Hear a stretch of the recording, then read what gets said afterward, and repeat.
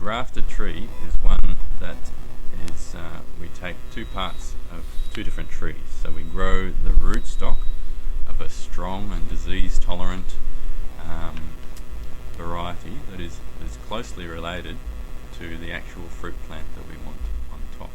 Okay, so we grow the rootstock, and then when it's of sufficient age and it's growing really nicely and strongly, we can take some budwood, which is a stick of wood off a mature fruiting tree, at the right stage, and basically put them together using a couple of different methods that are possible for different varieties of plants.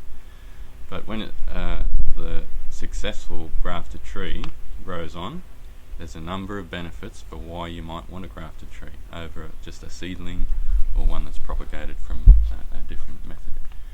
So the first benefit is much earlier fruiting. Okay, it's not always the case, but in most cases you'll get earlier fruiting, partly because the top fruit, the budwood, or the top part, comes from a fruiting tree already. So that's exactly what we want to hear. Exactly. So it's really important for, obviously, for commercial growers. It affects their bottom line and their investment in the whole farm, but also for backyarders. None of us want to be sitting around waiting for our fruit for too long.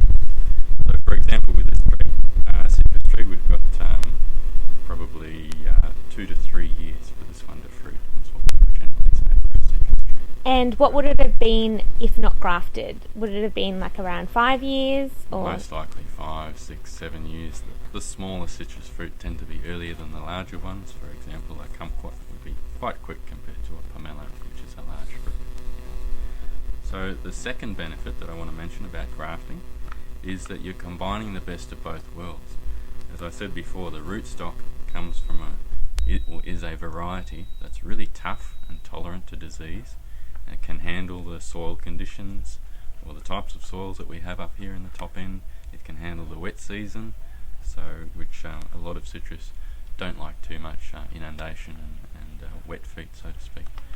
Okay, so we've got those benefits on the rootstock, and the top is we can choose exactly what fruit type we want on the top, and we've got the characteristics of that tree, for the flavour and the fruit type and the size and that sort of thing that we want.